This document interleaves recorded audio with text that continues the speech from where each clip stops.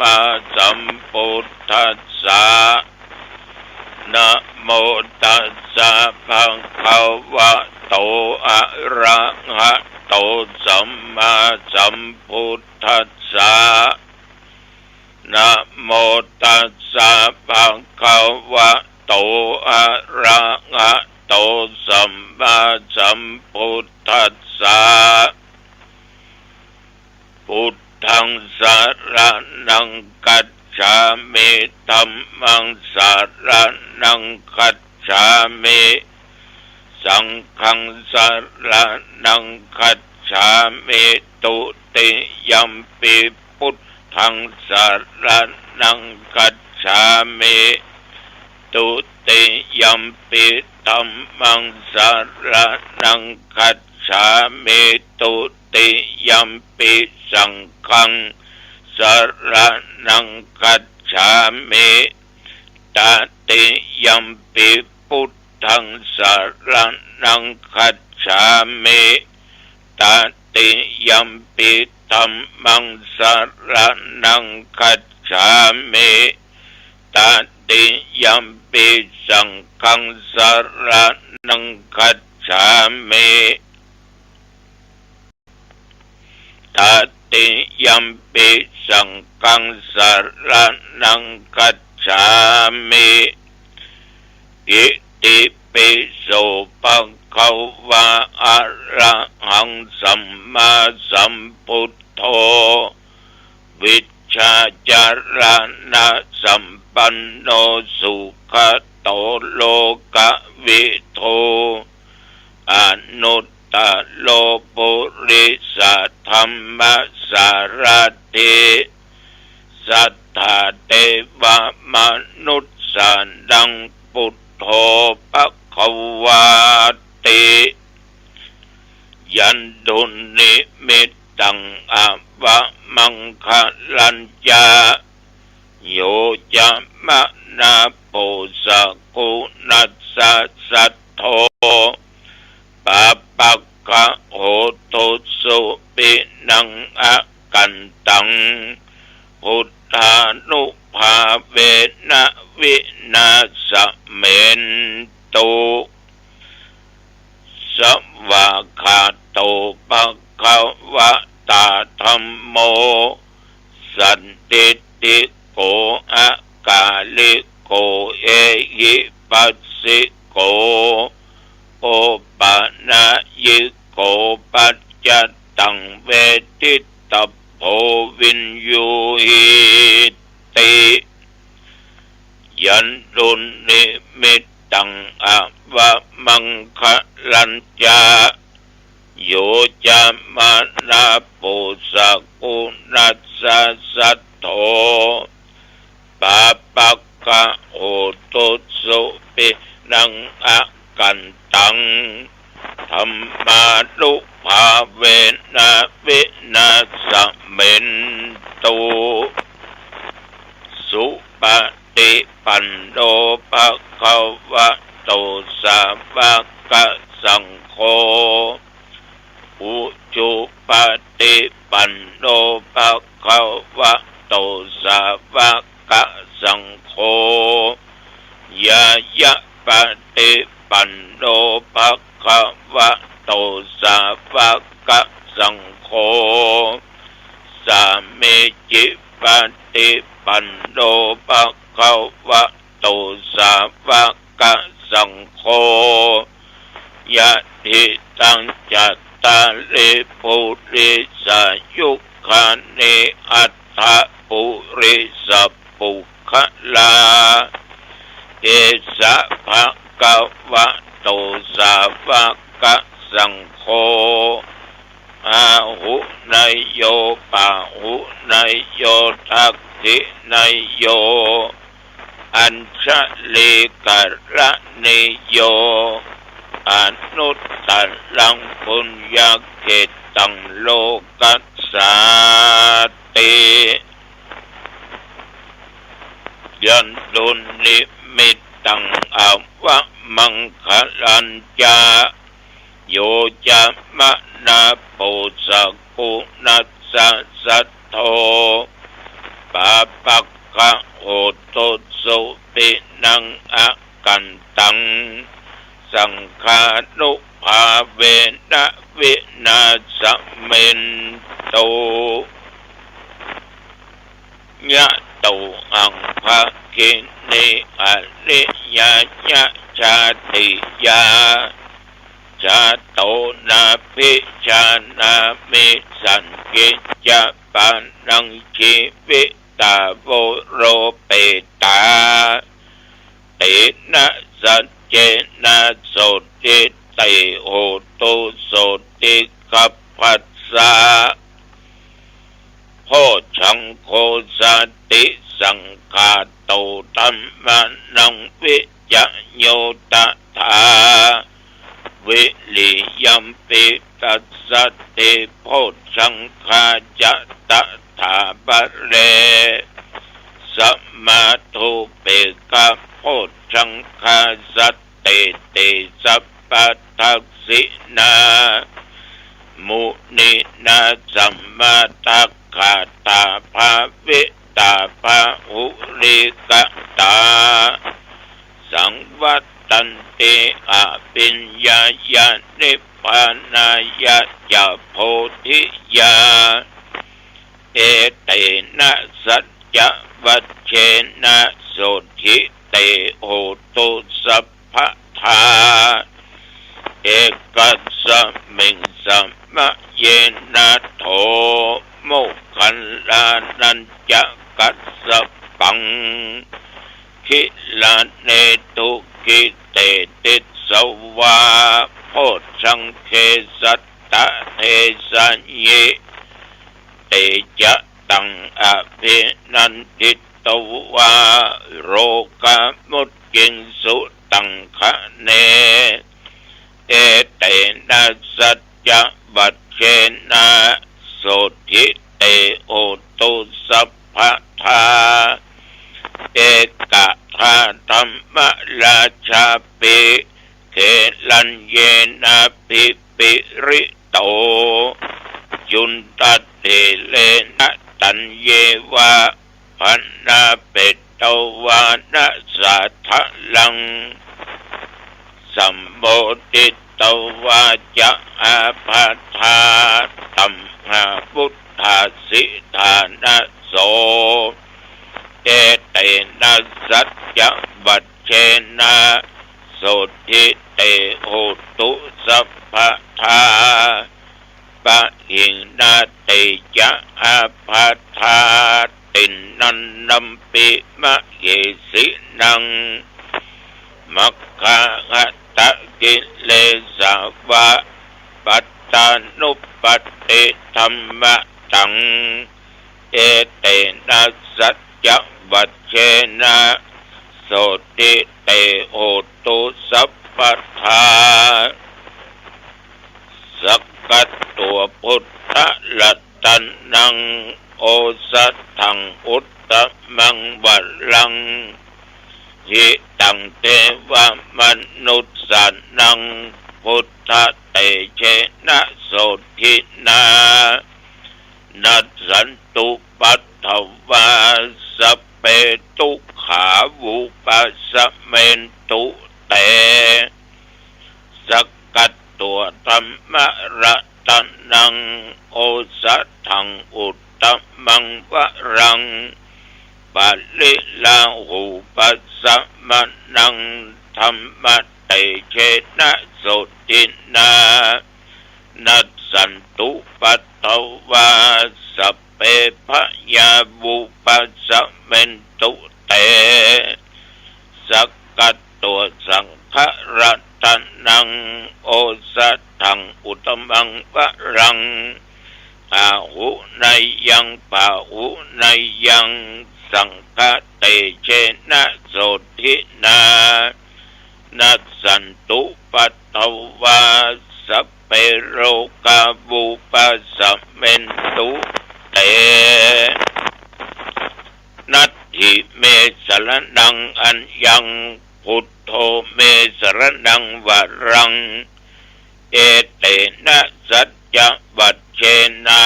โหตุเตชะนะเม บังคะลังนัตถิเมสรณังอัญญังธัมโมเมสรณังวรังเอเตนะสัจจะวัชเชนะโหตุเตชะยะมังคะลังนัตถิเมสรณังอัญญังสังโฆเมสรณังวรังเอเตนะสัจจะวัชเชนะโหตุเตชะยะมังคะลังยังกินจิรัตนังโลเกวิชัตติวิวิทังปุถุรัตนังพุทธัสสะมังดัตติตัสสะมาโสติภวันตุเตยังกินจิรัตนังโลเกวิชัตติวิวิทังปุถุรัตนังธัมมัสสะมังนัตติตัสสะมาโสติภวันตุเตยังกินจิรัตนังโลเกวิชัตติวิวิทังปุถุรัตนังสังฆัสสะมังนัตติตัสสะมาโสติภวันตุเตอัตถิอุณอัสสะวิจัยโยธัมโมโลเกอนุตตโรสัพพสัตตะอิตัตตายะตังตวังกันอาอิเตวะเตปะลิวัชเชละจะตันเตอามนุเสหิปะวักเกปะยักเทนะเกวิเศปุเต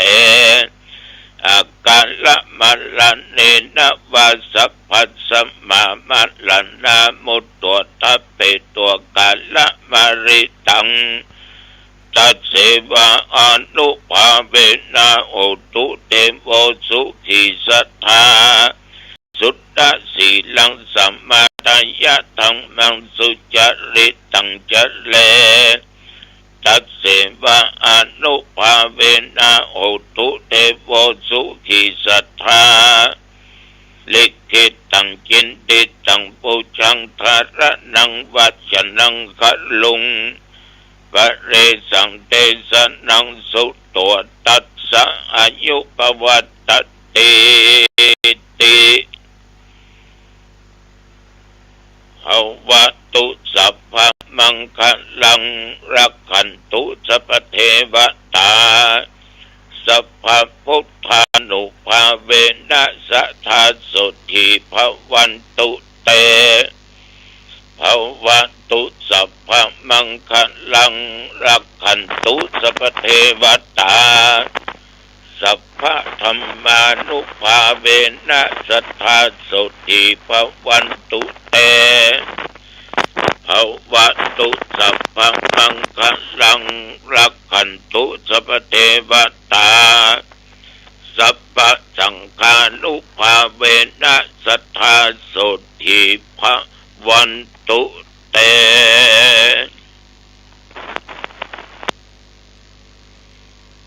โดยบทพุทธานุภาพธรรมานุภาพสังฆานุภาพบทสาธยายมนต์โพชฌังคะปริยยะโตหังยันตุนิมิตตังสักกตัวนัตถิเมอัตถิอุณัสสะวิจัยโยอันเป็นมนต์อันศักดิ์สิทธิ์เหล่านี้จงมาปกป้องคุ้มครองรักษาและมากำจัดยังโรคภัยไข้เจ็บโลกาเปียติต่างๆที่เป็นนักเป็นร้ายนอกกายในสรีระร่างกายส่วนใดก็ตามกินยุกกินยาหมออักษาบ่หายขอพุทธานุภาพธรรมานุภาพสังฆานุภาพบทมนต์พระคาถาเหล่านี้จงกำจัดโรคภัยไข้เจ็บเหล่านี้อันตรธานสัวหายมีสุขภาพกายใจอันแข็งแรงแม่นวาดโถนข้าพเจ้าและญาติโยมหญิงชายเดินทางไปเหนือใต้ตกออกไกลไปก็เมื่อมีใจกลับมามีโชคมีลาภ ปราศจากภัยพิบัติอุทกภัยอัคคีภัยวาตภัยโลกาภัยอุปัติภัยอย่าได้มากำและมากายอยู่สุขกายสบายใจมีสติปัญญาบ่ตั้งตัวตั้งตนอยู่ในความประมาทแม่นก็ออกไม่ออกทำการค้าการขายค้าแม่นไปมาได้กำไรนักเมื่อทำงานตามหน้าที่ก็คือหน้าที่จำเริญยิ่งใหญ่ขึ้นไปธรรมะอันประเสริฐอายุวันโนสุขังปะลังบังเกิดแก่ทุกคนกรมอุตุได้ประกาศบอกตักเตือนว่าระวังมนุษย์หลายใต้เหนือต้องออกกายใกล้จุคนเรื่องฟ้าเรื่องฝนเรื่องลมนั่นนะมันมีแต่มันจะเกิดขึ้นกับเราเมื่อใดนั้นเราก็บ่สามารถที่จะกำหนดกฎเกณฑ์ได้ใครจะไปบอกกันได้เนาะตกมาเลยแน่จริงตกมามันตกถ้ามันตกลงมาสว่าเนี่ยอาจจะว่าแล้วแม่นกันหน้าดัดตัวอย่างนี้เนี่ยอดถ้าฝนมาตกก็กองหาฮ้อนไปฮ้อนบอดฝนตกบะสิจัดมานี่ตกก็บ่ตกหนักหยุดก็บ่หยุดมาตกสิลำคาญเนี่ยนับตั้งแต่ตะวันมาจนถึงประเดี๋ยวนี้24 ชั่วโมงโอ้อาตมาก็ผ่านยมก็ผ่าน1 วันและต้องผ่านต่อไปจนอายุ120 พรรษาพ่อแม่พี่น้องญาติโยมตะว่ากินก็ง่ายก็ตึมได้ไปไหนกว่าอยู่วัดเขามาทานเข้าอย่างนั้นนะอีกตอนแล้วบ่ายโมงก็ออกวัดไปสวดพุทธมนต์เจริญจิตภาวนาถวายเป็นพระราชกุศลแด่สมเด็จพระเจ้าเจ้าฟ้าพัชรกิติยาภาขอพระองค์ได้เสด็จสู่สวรรคาลัยแต่ว่านี่มีอาตมาภาพเจ้าคณะตำบลคณะสงฆ์ตำบลสันพักหวานแต่ว่าได้ท่านนายกเทศมนตรีไม่ได้มาสักคำเนาะเขาข่าวไว้น้องน้ำหวานขึ้นถึง500 ป่ายก็ท่านนายกนอนพักตัวอยู่ที่หงยาหายอยู่ตามปกติพอท่านรองนายกมาแทนขอบใจต่อท่านปลัดอาวุโสอำเภอหางดงดังหน่วยงานองค์กรต่างๆอุบาสกอุบาสิกาพระสงฆ์องค์เน้นที่ร่วมแต่ว่านี่แสดงออกถึงพลังความอักความสมัครสมานสมัคคีกันต่อสถาบันชาติศาสนาและพระมหากษัตริย์ขอบใจหลายๆวันนี้ก็ที่ตำบลน้ำแพร่วัดเขตคิชวาทวัดเจ้าคณะตำบลเป็นจัดกันเองวันนี้วันพวกนี้ก็วัดเทพประสิทธิ์วัดครูบาเจนะกี่ขั้นตอนแล้วเพิ่งก่อวันที่26 27เพิ่งก็จะมีงานส่งน้ำธาตุวัดครูบาแมวกับวันที่26ตำบลคงนาถวายพระพรชัยมงคลแด่องค์สมเด็จพระริยวงศาคตญาณสมเด็จพระสังฆราชซึ่งปีนี้พระองค์ท่านจะมีพระชนมายุได้99 พรรษา99 ปีนะสมเด็จสังฆราชเอานี่นะอายุมั่นขวัญยืนเอาสุขภาพกายใจของหลวงพ่อแข็งแรงเอาพอเพิ่นเหินเพิ่นเดินไปไหนเนี่ย99 ปีแล้วก็พระสงฆ์ก็ได้สวดพุทธมนต์เจริญจิตภาวนาอีกในวันที่26ครบ15 วันในการจาก ของสมเด็จพระเจ้าลูกเธอเจ้าฟ้าพัชรกิติยาภาเจอเนอปะกันวัดขุนคงเนอตอนบ่ายปะกันตกเย็นมาตะวันไปไหนพักผ่อนมาถึงปัจจุบันเนี่ยนะ24 ชั่วโมงก็ออกไม่ออกญาติหลายเอาทุกคนนี่เพื่อจะมาเป็นอย่างอี้ได้นี่เต้าใจย่อยมากันเนอะอาศัยบุญกรรมบุญบาปตาเกิดมารูปร่างลักษณะของเฮาเนี่ยเกิดมาก็แตกต่างกันรูปร่างก็ไปคนละอย่างคนละหลายแต่ก็มีตาจมูกลิ้นกายใจมีกระดูกมีตับมีไตลำไส้ใหญ่ไส้น้อยมีเหมือนกันสัตว์เอาที่จะอยู่ในโลกวัฏสงสารเนี่ยมาปฏิสนธิลงมาเกิดกับแม่ก็ต้องมีพ่อมีแม่มาอยู่ด้วยกัน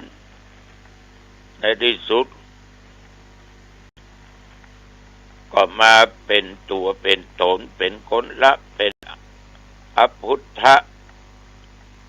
แล้วก็เกิดเป็นเปสิก็คือเป็นชิ้นเป็นเนื้อขึ้นมาเป็นก้อนขึ้นมาจากนั้นก็มาเป็นคณะคือมาเป็นก้อนใหญ่ขึ้นมาจากคณะก็เกิดเป็นปัญจสาขาต่อจากนั้นมีผมมีขนมีเล็บเหล่านี้เป็นต้นนี่ก็ตอนที่จำได้นะเกิดขึ้นมาเอาทั้งหลายแม่เฮาแล้วก็กินข้าวกินอาหารลงไปหนอข้าวน้ำโภชนาอาหารเนี่ยอย่างใดอย่างหนึ่งเอาอยู่ในท้องในครรภ์ของแม่ก็ยังอัตภาพเป็นไปตามอาหารอย่างนั้นเมื่อเขาอยู่ในท้องในครรภ์ของแม่จนครบกำหนดที่จะต้องเกิดเขาก็เกิดออกมาอุแวถ้าเกิดมาบ่ให้ในนักแก่เนื้อเกิดมาให้ในตกก็ละอ่อนบางคนเกิดมาให้เสียงดังนะลูกเจ้าหนุ่มตอนนี้แม่บอกว่าโตเป็นละอ่อนเกิดใหม่ๆเนี่ยให้เสียงดังอย่าให้มึนอย่าอีโลแม่ว่าจะอันตุนี่ก็เกิดยากใบยากบอดแม่นะเขาตายกับเกิดตุโหเป็นใหญ่ก็ได้เจ็บท้องได้ถึงคืนก็ถึงวันกันนะเจ็บเมื่อคืนมาเกิดเมื่อวันก่อนเที่ยงวันเสาร์แม่จ้างเพื่อมาบีบไม่ยังไม่ได้ลูกนอนนี่ลำบากจะเกิดตุเนี่ยพ่อตุเอาพระตอก็คือบ้านแม่ก็กำตึกกึ้งกับสติกับอย่างที่เพิ่นแปลกแม่ก็ได้คตายโลเกิดลูกนี่มันเจ้าของง่ายๆนะเนาะลูกเต้าทั้งหลายมันแสนจะลำบากทรมานกับแม่ของตัวเองแต่แม่เอาชีวิตเกือบรอดนะดังที่แม่ตุเจ้าฟังนะถึงวันนี้ถึงลืมเพิ่นนะเอามาถึงขนาดนี้เป็นอย่างนี้ได้เอามีตัวมีตนอย่างนี้ที่สมมุติกันขึ้นมาเพราะแม่เป็นผู้สร้างเข้ามาเนอะแต่ถ้ามีพ่อเขาก็มี อาศัยเพิ่งกันไปเพิ่งกันมานี่ฝากไว้กับลูกทุกคนเนอะฉะนั้นบดีลืมบุญคุณพ่อแม่เนอะมันเลี้ยงมันดูป้องทำการทำงานตอบแทนเพิ่นพ้องมันฟังคำสั่งคำสอนเพิ่นดำรงวงศกุลของตัวเองเป็นลูกดีมีกตัญญูกตเวทิตาเลี้ยงดูปิตามารดาจะไปปล่อยปะเลยเปิ้นให้ได้ปล่อยก็ดูแลรักษาถ้าผ่อนต้นใช้มีก็ซื้อมาเปิ้นก็อยากกินอย่างก็เปิ้นกินมันเป็นหน้าที่ของหมู่เฮาอันเป็นลูกเป็นเต้าแต่ว่าเปิ้นตายไปจากโลกนี้สู่โลกหน้ามีโอกาสเวลาก็กระทำบุญทานเพื่อเปิ้นเหลียอันนี้จะได้ชื่อว่าเป็นลูกแก้วลูกกุลนะไม่ใช่ลูกกุยนะ ลูกบางคนนี่เป็นลูกปุยตีป้อเตะแม่ตาป้ามป้อขาลากขามือนะนี่มาละอันนี้ฝากกับท่านทั้งหลายตัวเนอการรีบขึ้นมาเป็นมนุษย์เป็นเจ้าของง่ายเอามีถึงบุญถึงกรรมปะปนกันมาเนาะฉะนั้นก็ขอฝากเอาละวันนี้อุจาเป็นมาเป็นเวลาพอสมควรเนาะนายุวันโอทุกขังพลังพบกันใหม่โอกาสหน้าเนื้อพอออกไม่ออกเจริญพรได้ ถ้าเราขาดความอดทนก็ไม่สามารถบรรลุเป้าหมายนั้นได้